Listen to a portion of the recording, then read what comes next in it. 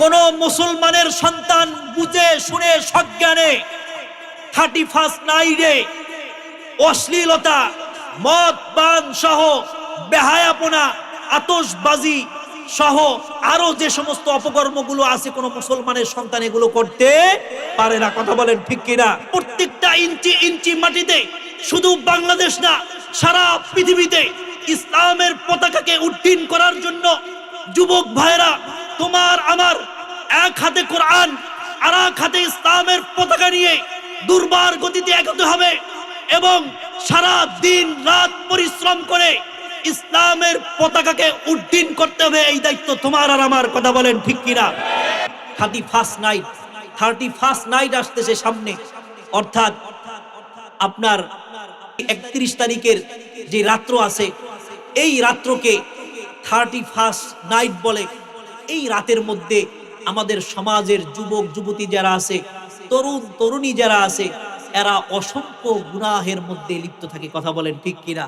অথচ আমরা ইতিহাস ভুলে গেছি। এই রাতটা কি আমাদের জন্য উৎসবের রাত, নাকি এই রাতটা ইহুদি খ্রিস্টানদের জন্য? কথা বলেন। এই রাতের মধ্যে যে কালচার, এই রাতের মধ্যে যে আদর্শ আমদানি করা হয়, এই আদর্শ কি মুসলমানের আদর্শ হতে পারে? এই আদর্শ কি আল্লাহর রসুলের আদর্শ? এই আদর্শ কাদের আদর্শ? ইহুদি খ্রিস্টান নাসারা যারা আছে, এটা হলো তাদের আদর্শ। দেখেন, খ্রিস্টান যারা আছে তারা ঈসা আলাইহিস সালাতু ওয়াস সালামকে স্মরণীয় রাখতে যেই গণনা শুরু করেছে, ওই গণনাকে বলা হয় খ্রিস্টীয় সন। তারা এই খ্রিস্টীয় সনকে ইংরেজি সন হিসাবে আমাদের সমাজের মধ্যে আমদানি করেছে। এই আমরা যেই জানুয়ারি ফেব্রুয়ারি যেই গণনাটা গুনি, এটা কাদের তৈরি? খ্রিস্টানদের। তারা জানুয়ারি মাস নামকরণ করেছে জানুস নামক একটা দেবতা আছে, এই দেবতার নামে কি করেছে? জানুয়ারির নামকরণ করেছে। যুবক ভাইরা ইতিহাস খেয়াল করেন, এই জানুসের নামে জানুয়ারির নামকরণ করা হয়েছে। জানুস একটা মূর্তির নাম, একটা দেবতার নাম। 2 মাথা বিশিষ্ট জানুস, সামনের দিকে এক মাথা, পিছনের দিকে এক মাথা। এই খ্রিস্টান যারা আছে তারা, তাদের ধারণা, তাদের বিশ্বাস যে 31 তারিখে ডিসেম্বর মাসের একবারে 31 তারিখে রাত্রে, ওই রাতের মধ্যে 12টা বাজার আগে যদি পিছনের জানুস মূর্তির পিছনের দিকে তাকে যদি সেবা করা হয়, তাকে যদি সেজদা করা হয়, তার যদি পূজা করা হয়, তাহলে তাদের বিশ্বাস যে বিগত 1 বছরের যত ভালো কাজ, এই ভালো কাজগুলো, এই কল্যাণকর কাজগুলো, বা আমার জীবনে যত কল্যাণ এসেছে, সমস্ত কল্যাণ এই জানুস দেবতার পিছনের যে মাথা আছে এই মাথার কারণেই এসেছে। জোরে আওয়াজ দিয়ে বলেন নাউজুবিল্লাহ। এবং এই জানুস দেবতার কারণে আসার কারণেই তারা ওই জানুস দেবতার পিছনের যে মাথা আছে ওই মাথার সামনে যায়া তারা ওই দেবতাকে তারা সম্ভাষণ জানায়, দেবতাকে তারা স্বাগত জানায়, দেবতার তারা পূজা করে। ঠিক বেলা যখন 12টা বাজে, রাত যখন 12টা বাজে, তখন তারা সামনের দিকে চলে আসে। 12টা 1 মিনিটে জানুস দেবতার সামনের দিকে চলে আসতো, এই বিশ্বাস নিয়ে যে আমার এই সারা বছরের সামনের যে বছর আছে, এই সারা বছরের যত কল্যাণ আছে, এই সমস্ত কল্যাণ, সমস্ত খায়রিয়াত, সমস্ত শুভ এই আমার জানুস দেবতার মাধ্যমেই আসবে। এই জন্য তারা এই সামনের মাথাকে রাত 12টা 1 মিনিটে আইসা, সামনের মাথার দিকে আইসা সামনের মাথাকে স্বাগত জানাইতো এবং সামনের মাথার পূজা করত। যারা আওয়াজ দিয়ে বলেন নাউজুবিল্লাহ। এটা প্যাগানিজম, তারা প্রকৃতি পূজা করত। এই বিশ্বাস নিয়ে মূলত হলো আপনার তারা এই 31 নাইট যেটা, এটা উদযাপন করত। কিন্তু মুসলমান ভালো মন্দর তাকদীরের বিশ্বাস রাখে কার উপর? যদি আওয়াজ দিয়ে বলেন কার উপর? আল্লাহর উপর। সুতরাং এই যে কালচার, এই যে যে রীতি নীতি, এই যে যে আদর্শ, এই আদর্শ কোনো মুসলমানের হতে পারে না। কথা বলেন ঠিক কিনা? আল্লাহর হাবিব সাল্লাল্লাহু আলাইহি ওয়াসাল্লাম সরাসরি পবিত্র হাদিসের মধ্যে বলেছেন, মান তাশাব্বাহা বিকৌমিন ফাহুয়া মিনহুম। যদি কোনো ব্যক্তি কোনো কওমের সাদৃশ্যতা অবলম্বন করে, তাহলে কাল কিয়ামতের ময়দানে ওই ব্যক্তি ওই কওমেরই অন্তর্ভুক্ত হবে। জোরে আওয়াজ দিয়ে বলেন নাউজুবিল্লাহ। সুতরাং আপনি মুসলমান হয়ে যদি আল্লাহর রাসূলের আদর্শকে বাদ দিয়ে আপনি যদি খ্রিস্টানদের কৃষ্টি কালচার যদি নিজের জীবনে যদি ধারণ করে নেন, তাহলে কাল কিয়ামতের ময়দানে আল্লাহর রাসূল উম্মত হিসাবে আপনাকে পরিচয় দিবে না। আল্লাহ পাক রব্বুল আলামিন পবিত্র কালামুল্লাহর মধ্যে বলছেন, লিকুল্লি জাআলনা মিনকুম শিরআতাও ওয়া মিনহাজা। আমি প্রত্যেককেই নির্দিষ্ট শরিয়াত দিয়েছি, নির্দিষ্ট পথ ও পদ্ধতি দিয়েছি। তোমরা মুসলমান, তোমাদেরকেও আমি নির্দিষ্ট একটি ধর্ম দিয়েছি, একটা শরিয়াত দিয়েছি। এই শরিয়াতের উপর তোমাকে অবিচল থাকতে হবে। এই শরিয়াতের যে গণ্ডি আছে, এই গণ্ডির মধ্যে তোমাকে থাকতে হবে। এই গণ্ডি পার হয়ে তুমি যদি অন্য কোন ধর্মের রীতি অনুসরণ করো, তাহলে তুমি আর মুসলমানের মধ্যে থাকবা না, তুমি আর রাসূলের উম্মতের মধ্যে থাকবা না। এটা আল্লাহ পাক রব্বুল আলামিন আল্লাহর হাবিবের মাধ্যমে সরাসরি জানায়া দিয়েছেন। আল্লাহ পাক রব্বুল আলামিন বলেছেন, ইত্তাবিউ মা উনজিলা ইলাইকুম মির রাব্বিকুম ওয়া লা তাত্তাবিউ মিন দুনিহি আউলিয়া। যে তোমার উপর, রাসূলের উপর যেই দিন আমি নাজিল করেছি, তোমরা ওই দিনের অনুসরণ করো। আল্লাহ পাক রব্বুল আলামিন যেই কোরআন দিয়েছেন, ওই কোরআনের অনুসরণ করো। ওয়ালা তাত্তাবিউ খুতুওয়াতিশ শাইতান, শয়তানের পদঙ্ক অনুসরণ করিও না। তুমি তোমার জীবনে আইডল হিসেবে আল্লাহর রাসূলকে মানো, কারণ আল্লাহর রাসূলকে মুসলমান তোমাদের জন্য আমি আইডল হিসেবে পাঠিয়েছি, তোমাদের নেতা হিসেবে পাঠিয়েছি, তোমার আদর্শ হিসেবে আমি রাসূলকে পাঠিয়েছি। সুতরাং তুমি যদি আল্লাহর রাসূলের আদর্শকে বাদ দিয়ে, আল্লাহর রাসূলের আদর্শকে বিসর্জন দিয়ে তুমি যদি ইহুদি নাসারাদের আদর্শ যদি অনুকরণ যদি করো, তাহলে কাল কিয়ামতের ময়দানে আমি রাসূল তোমাকে উম্মত হিসেবে পরিচয় দিব না। এখন আমি আপনাদেরকে প্রশ্ন করতে চাই, আপনি যাদের রীতিনীতি অনুসরণ করবেন, তাদের প্রতি ন্যূনতম মহাব্বত না থাকলে আপনি তাদের রীতিনীতি অনুসরণ করতে পারেন না। কথা বলেন ঠিক কিনা? আল্লাহর রাসূলের প্রতি যদি আপনার মহাব্বত থাকে, তাহলে সেই মহাব্বতটা যেই রকম ভাবে দিলে থাকতে হবে, মুখেও থাকতে হবে। কথা বলেন ঠিক কিনা? যেই রকম ভাবে আল্লাহর রাসূলের মহাব্বত আপনার মুখে আছে, ওই রকম ভাবে আপনার দিলেও থাকতে হবে। কথা বলেন ঠিক কিনা? আল্লাহর রাসূলের মহাব্বত শুধু দিলে আর মুখে থাকলে হবে না, আল্লাহর রাসূলের মহাব্বত আপনার সূরাত এবং সিরাতের মধ্যেও ফুটিয়ে তুলতে হবে। কথা বলেন ঠিক কিনা? আপনি আল্লাহর রাসূলকে মহাব্বত করেন মুখে, কিন্তু সিরাতে সুরাতে আপনি আবু জাহেলের অনুসারী, এই ঈমান আল্লাহর কাছে গ্রহণযোগ্য হবে না। কথা বলেন ঠিক কিনা? সুতরাং সিরাতে সুরাতে আল্লাহর রাসূলের অনুসরণ এবং অনুকরণ আপনার আমার জন্য বাধ্যতামূলক। আপনি বললেন আল্লাহর রাসূলের আমি উম্মত, আল্লাহর রাসূলকে আমি মহাব্বত করি, কিন্তু আপনি পাশ্চাত্যের যে সমস্ত কৃষ্টি কালচার আছে, পাশ্চাত্যের যে সমস্ত অসভ্যতা আছে, ওই সমস্ত অসভ্যতা আপনি মেনে নেন, ওই সমস্ত কৃষ্টি কালচারকে আপনি অনুসরণ করেন। আল্লাহর হাবিবের হাদিস সরাসরি আপনি শুনে নেন, মান তাশাব্বাহা বিকওমিন ফাহুয়া মিনহুম। যেই ব্যক্তি যেই কোন ধর্মের অনুকরণ করবে, সে তাদের মধ্য থেকেই অন্তর্ভুক্ত হবে। আপনি মুখে আল্লাহর রাসূলের উম্মত দাবি করলেও কাল কিয়ামতের ময়দানে আল্লাহর রাসূল আপনাকে উম্মত হিসেবে পরিচয় দিবে না। সুতরাং আল্লাহর হাবিব সাল্লাল্লাহু আলাইহি ওয়াসাল্লাম হাদিসে পাকের মধ্যে স্পষ্ট বলেছেন, লা তাদখুলু আলাল মুশরিকিনা ফি কানাইসিহিম ইয়াওমা ঈদিহিম ফাইন্নাস সাখতাতা তানজিলু আলাইহিম। আল্লাহর রাসূল আরেক হাদিসের মধ্যে বলছেন, ইজতানিবু আ'দা আল্লাহি ফি ঈদিহিম, যে আল্লাহর শত্রু মুশরিক যারা আছে, তাদের ঈদের দিনকে তোমরা পরিহার করো, তাদের উৎসবের দিন থেকে তোমরা বেঁচে থাকো। এই 31st নাইট, এটা মুসলমানদের কৃষ্টি কালচার নাকি ইহুদি নাসারাদের কৃষ্টি কালচার? জোরে আওয়াজ দিয়ে বলেন, কাদের কৃষ্টি কালচার?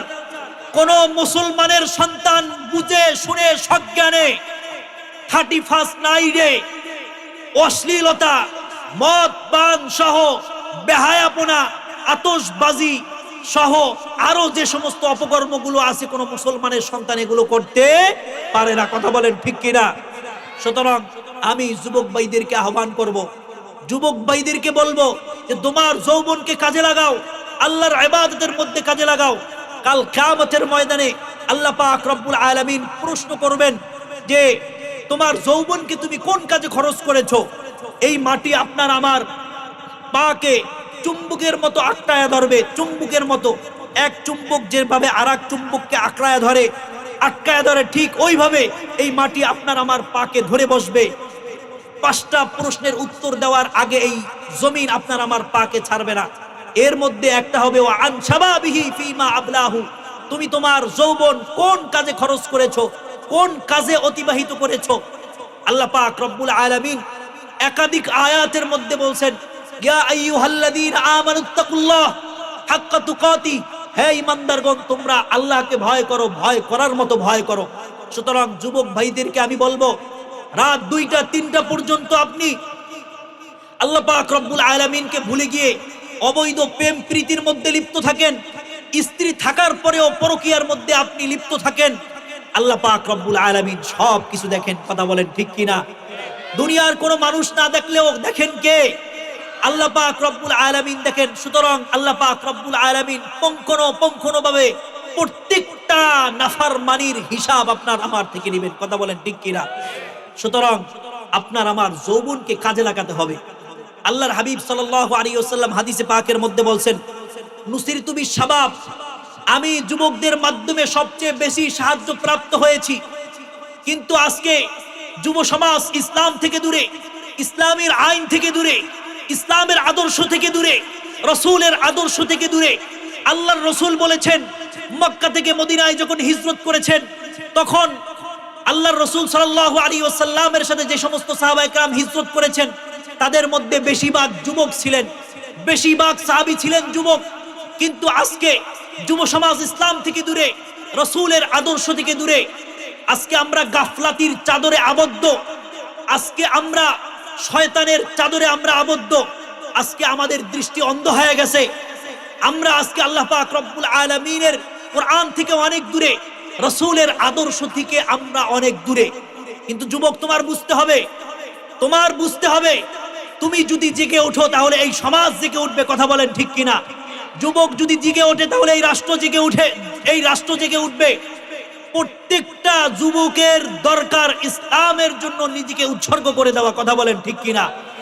আল্লাহর হাবিব বলেছেন নুসিরতু বিশ-শাবাব, আমি যুবকদের মাধ্যমে সাহায্য প্রাপ্ত হয়েছি। সুতরাং আল্লাহর রাসূল নাই কিন্তু এই দ্বীন ইসলাম এখনো আছে, কিয়ামত পর্যন্ত থাকবে। আল্লাহর রাসূলের সাহাবায়ে কেরাম নাই কিন্তু এই দ্বীন ইসলাম এখনো আছে, কিয়ামত পর্যন্ত থাকবে। আল্লাহর রাসূলের সময় যেইভাবে তরু তাজা যুবকরা যেইভাবে নিজের রক্তকে ইসলামের জন্য বিসর্জন দিয়েছেন, ঠিক তেমনি ভাবে এখনো যুবক তোমার আমার রক্ত ছাড়া ইসলামের পতাকা উড্ডীন হবে না। কথা বলেন ঠিক কিনা? সুতরাং যেইভাবে এক আল্লাহর ইবাদত করা আবশ্যক, লা ইলাহা ইল্লাল্লাহ ফিল ইবাদাহ, আল্লাহ ছাড়া ইল্লাল্লাহ, ইবাদতের ক্ষেত্রে যেইভাবে আল্লাহ ছাড়া কোনো মাবুদ নাই, একমাত্র আল্লাহর ইবাদত করতে হবে। তাওহীদে উলুহিয়তের ক্ষেত্রে যেইভাবে আল্লাহ ছাড়া কোনো ইলাহ নাই, তাওহীদে রুবুবিয়তের ক্ষেত্রে যেইভাবে আল্লাহ ছাড়া কোনো রব নাই, তাওহীদে আসমা ওয়াস সিফাতের ক্ষেত্রে যেইভাবে আল্লাহ পাক রব্বুল আলামিন ছাড়া গায়রুল্লাহকে বিশ্বাস করা যাবে না, ঠিক তেমনি ভাবে তাওহীদুল হাকিমিয়্যার ক্ষেত্রে জমিন আল্লাহর, শাসন চলবে আল্লাহর, ইনিল হুকমু ইল্লা লিল্লাহ, এটার মধ্যেও কোনো গায়রুল্লাহকে শরীক করা যাবে না। জমিন আল্লাহর, শাসন চলবে আল্লাহর, এই জমিন আল্লাহর, বিধান চলবে আল্লাহর। এই আল্লাহ পাক রব্বুল আলামিনের জমিনে প্রত্যেকটা ইঞ্চি ইঞ্চি মাটিতে, শুধু বাংলাদেশ না সারা পৃথিবীতে ইসলামের পতাকাকে উড্ডীন করার জন্য যুবক ভাইরা তোমার আমার এক হাতে কোরআন আর এক হাতে ইসলামের পতাকা নিয়ে দুর্বার গতিতে এগোতে হবে এবং সারা দিন রাত পরিশ্রম করে ইসলামের পতাকাকে উড্ডীন করতে হবে। এই দায়িত্ব তোমার আর আমার। কথা বলেন ঠিক কিনা? যুবক তুমি নেতার পিছে অনেক ঘুরেছো, কাল কিয়ামতের ময়দানে কোনো নেতা তোমার সাথে যাবে না, কাল কিয়ামতের ময়দানে কোনো নেতা তোমার কাজে আসবে না। কিন্তু তুমি যদি কোরআনের জন্য যদি দুনিয়ার মধ্যে যদি মেহনত করে যেতে পারো, কোরআনের হুকুম আহকাম বাস্তবায়ন করার জন্য যদি পৃথিবীর বুকে যদি ঘাম ঝরাতে পারো, রক্ত ঝরাতে পারো, তাহলে প্রত্যেকটা রক্ত কণা কাল কিয়ামতের ময়দানে সাক্ষী দিয়ে তোমাকে জান্নাতে নিয়ে যাবে। কথা বলেন ঠিক কিনা? ভাইদেরকে আমি উদারত আহ্বান করব, এখন আর কাল ক্ষেমন করার সময় নাই। হিন্দু, বৌদ্ধ, খ্রিস্টান, নাসারা যারা আছে সকলে আজকে ঐক্যবদ্ধ। আল কুফরু মিল্লাতুন ওয়াহিদা, সকলে আজকে ঐক্যবদ্ধ মুসলমানদেরকে নিধন করার জন্য, ইসলামকে দুনিয়ার মধ্যে নিশ্চিহ্ন করার জন্য। আজকে সমস্ত কাফের মুশরিকরা আজকে ঐক্যবদ্ধ হয়েছে, কিন্তু আজকে মুসলমান দলের বিভক্ত। মুসলমান তোমাকে এক কাতারে আসতে হবে, এক কালিমার পতাকার নিচে আসতে হবে। ওয়াতাসিমু বিহাবলিল্লাহি জামিআ, আল্লাহ পাক রব্বুল আলামিনের রশিকে তোমার আঁকড়ে ধরতে হবে। গাফলাতের চাদরে আর থাকা যাবে না। এখনই সময় তোমার জেগে উঠতে হবে। কাফের মুশরিক যারা আছে তাদেরকে উচিত শিক্ষা দেওয়ার সময় এখন চলে আসছে।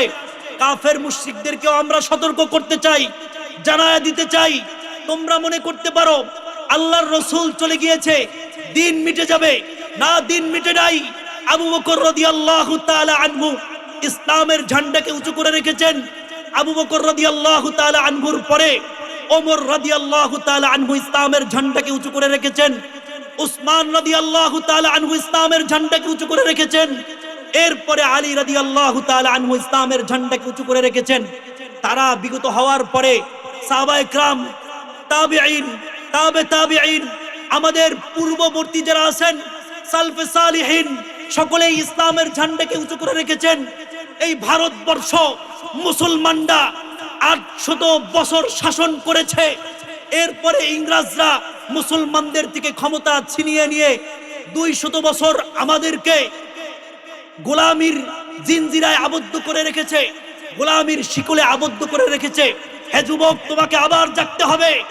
আবার এই সমস্ত ইহুদি নাসারাদের থেকে ইসলামের ক্ষমতা নিয়ে ইসলামের ঝান্ডাকে এই ভারতবর্ষের মধ্যে তোমাকে আমাকে ইসলামের পতাকা উড্ডীন করতে হবে। কথা বলেন ঠিক কিনা? তোমরা মনে করতে পারো ইসলামের আলো মোমবাতির আলোর মতো ফু দিলে নিভে যাবে। না না, ইসলামের আলো সূর্যের আলোর থেকেও আরো প্রখর। ইসলামের আলো, কোরআনের আলো, এটা সূর্যের আলো থেকেও আরো প্রখর। এটা হেরিকেন আর মোমবাতির আলো না যে তুমি ফুৎকার দিবা আর নিভে যাবে। কথা বলেন ঠিক কিনা? সুতরাং যুব সমাজ যদি ডেকে ওঠে, যুব সমাজ যদি জেগে ওঠে, আবার যদি আমরা ঐক্যবদ্ধ হই, কোরআন যদি হাতে নিয়ে যদি আমরা যদি আবার যদি এগোতে থাকি, আবার যদি আমরা এক কালিমার পতাকার নিচে যদি ঐক্যবদ্ধ হই, রাহবার মেনে আমরা শাইখুল হাদিস আল্লামা আজিজুল হক রাহমাতুল্লাহি আলাইহির সন্তান, আমাদের শিরা উপশিরায় শামসুল হক ফরিদপুরি রহমতুল্লাহি আলাইহির রক্ত চলমান, আমাদের শিরা উপশিরায় শাহজালাল ইয়ামানি রহমতুল্লাহি আলাইহির রক্ত চলমান। সুতরাং আবার যদি আমরা জাগ্রত হই, সারা বিশ্বের ইহুদি, খ্রিস্টান, নাসারারা পালাবার জায়গা পাবে না। কথা বলেন ঠিক কিনা? সুতরাং আমাদের সকলের জাগতে হবে, ঐক্যবদ্ধ হবে, ঐক্যবদ্ধ হতে হবে, ইসলামের পতাকাকে আবার উড্ডীন করতে হবে। আল্লাহ পাক রব্বুল আলামিন আমাদের সকলকে ঐক্যবদ্ধ হওয়ার তৌফিক দান করুক। আমিন। ওয়া আখিরি দাওয়ানা আলহামদুলিল্লাহি রাব্বিল আলামিন।